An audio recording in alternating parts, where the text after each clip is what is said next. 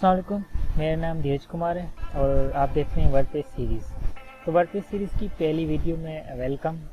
जिसने मेरा channel subscribe नहीं किया है तो प्लीज़ मेरा चैनल सब्सक्राइब कर दें ताकि लेटेस्ट वीडियोस की इंफॉर्मेशन आपको मिलती रहे। तो स्टार्ट करते हैं वर्डप्रेस सीरीज़। वर्डप्रेस सीरीज़ की पहली वीडियो में मैं जो कवर करूँगा चीज़ें उनमें से वर्डप्रेस क्या है, बेसिक इंफॉर्मेशन कि वर्डप्रेस क्यों यूज़ होता है, डोमेन क्या है, होस्टिंग क्या है और हम ऑफलाइन किस तरह वर्डप्रेस को यूज़ कर सकते हैं किसी भी साइट बनाने के लिए for testing purpose. WordPress basically एक ओपन सोर्स टूल है। वर्डप्रेस के ज़रिए हम डिफरेंट साइट्स बना सकते हैं।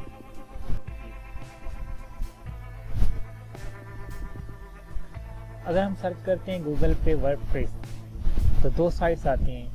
कुछ लोग कंफ्यूज हो जाते हैं कि wordpress.com क्या है और wordpress.org क्या है। तो wordpress.com है वो जो समझो कि अगर आपको एक साइट बनानी है, जस्ट बिल्कुल बेसिक अपना ब्लॉग बनाना है तो आप wordpress.com को यूज़ करके बना सकते हैं। जैसे कि धीरज.wordpress.com। अगर आपका नाम पासवर्ड किसी ने ब्लॉग बनाना है अपना blog.wordpress.com, कोई भी नाम आप यूज़ करके जो अवेलेबल है वो यूज़ करके आप वर्डप्रेस की साइट बना सकते हैं इजीली, बिल्कुल फ्री। और wordpress.org पे आपको वर्डप्रेस का खुद का सेटअप जो आप ऑफलाइन यूज़ करके आप साइट बनाना चाहते हैं टेस्टिंग के लिए, वो कम्प्लीटली सेटअप आपको wordpress.org पे मिलेगा। उसके अलावा आपको जितने भी प्लगइन्स हैं, जितनी भी इंफॉर्मेशन है, सॉफ्टवेयर्स हैं, वो आपको wordpress.org पे मिलेंगे। तो अगर हम स्टार्ट में बात करते हैं कि डोमेन क्या है, तो कोई भी नाम, जैसे कि आपका नाम अली हैदर, अगर आपने साइट बनानी है aliheader.com तो आप पहले चेक करें कि वो अवेलेबल है या नहीं है। तो अली हैदर आपका एक साइट नेम हो गया। उसके बाद जो उसकी एक्सटेंशन होती हैं जैसे कि .com, .org, .net, हर एक्सटेंशन का अपना मकसद होता है। .org यूज़ होती हैं ऑर्गेनाइजेशन के लिए, .net यूज़ होती हैं different softwares, different internet products के लिए, और .com एक कमर्शियल है, ब्लॉग्स, ऑफिशियल साइट्स .com की एक्सटेंशन यूज़ करती हैं। और होस्टिंग क्या है कि डोमेन परचेज करने के बाद हमने अपनी फाइल्स, अपनी वर्डप्रेस, अगर हम वर्डप्रेस यूज़ करते हैं या कोई भी CMS यूज़ करते हैं, उसको इंस्टॉलेशन के लिए जो चीज़ें चाहिए, मतलब होस्टिंग ये समझो कि एक हार्ड ड्राइव की तरह होता है जहाँ पर आप ऑनलाइन डेटा आप वहाँ पर रखते हो। इनके पैकेज हैं स्टार्टअप, इन्होंने नाम दिए हुए हैं पैकेज के। तो जो सबसे बेसिक पैकेज है इनका वो है स्टार्टअप पैकेज। अगर आपकी साइट बिल्कुल बेसिक है, आप चाहते हो बिल्कुल जस्ट लर्निंग के लिए और अर्निंग के लिए भी करना चाहते हो, तो मैं कहता हूँ जस्ट स्टार्ट से करो। स्टार्ट इसमें आप एक साइट होस्ट कर सकते हो, 10 GB बहुत स्पेस है, 10,000 विजिटर्स मंथली ये बियर कर सकती है इजीली। SSL भी है, फ्री SSL, ये जो लॉक लगा है कि आपकी साइट सिक्योर है, वो SSL भी फ्री है। उसके बाद डेली बैकअप है, फ्री ईमेल्स हैं। तो हम स्टार्ट करते हैं इसको प्लान को। Choose your domain. Domain basically आपकी साइट का नाम wordpress.com। तो उससे पहले मैं चेक करता हूँ कि हमने कौन सी एक्सटेंशन लेनी है। इसमें डिफरेंट और पॉपुलर एक्सटेंशंस मौजूद हैं, जिसमें से अगर हम पॉपुलर में बात करें .com, .net, .org, तो .com जो है वो मोस्टली यूज़ होती है डिफरेंट ब्लॉग्स के लिए, डिफरेंट ऑर्गेनाइजेशनल साइट्स के लिए भी यूज़ होती है।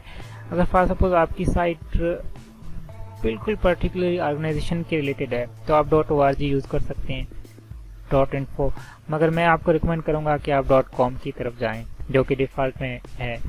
तो इंटरव्यू डोमेन, अगर फॉर सपोज आपके पास ऑलरेडी डोमेन नहीं है तो आप यहाँ से सर्च करें। अगर फॉर सपोज आपके पास ऑलरेडी डोमेन है तो आप यहाँ से सर्च करके जो आपका डोमेन है वो यहाँ एंटर करें और प्रोसीड करें।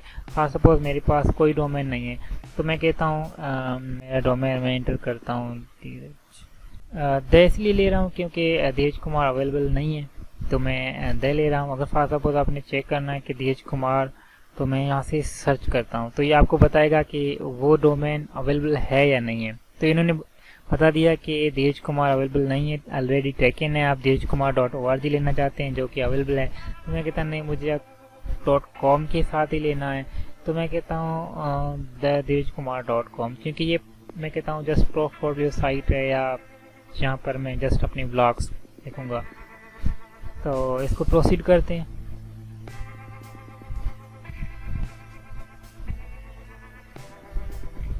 कंप्लीट योर प्रोफाइल, इसमें आप अपना प्रोफाइल कंप्लीट करें, ईमेल, पासवर्ड, जो भी इंफॉर्मेशन है आपकी। उसके बाद पेमेंट इंफॉर्मेशन में कार्ड को पहले ऑनलाइन ट्रांजेक्शन के लिए ऑन करो अपने बैंक से। उसके बाद आप इंफॉर्मेशन एंटर करें यहाँ से कि डेटा सेंटर जहाँ पे आपकी फाइल्स होस्ट हैं। तो मैं कहता हूँ कि जो नियरेस्ट हैं वो आप सिलेक्ट करें। फॉर सपोज आप की साइट के जो विजिटर हैं वो मोस्टली पाकिस्तान और इंडिया और एशिया की कंट्रीज से हैं। तो मैं कहता हूँ सिंगापुर। अगर फॉर सपोज वो यूएसए कंट्रीज से हैं तो यूएसए, मैं सिंगापुर सिलेक्ट करता हूँ। उसके बाद आप पीरियड सिलेक्ट करें कि आप 12 मंथ की लेनी है अपनी साइट, तो उसकी कोई सेटअप फीस नहीं है। तो 12 मंथ के आप प्लान हम सिलेक्ट करते हैं। उसके बाद हम जाते हैं, ये डोमेन रजिस्ट्रेशन की फीस 15.9 है और डोमेन प्राइस हमें नहीं करनी और कोई स्कैनर हमें नहीं करना। उसके बाद आप कंफर्म करके आवर्ड करके आपने पे कर देना है। जो आपकी टोटल कॉस्ट बनेगी पर ईयर की वो बनेगी 63.35 जो आपकी ईयरली पैकेज है। ये करके आपने पे नाउ करना है।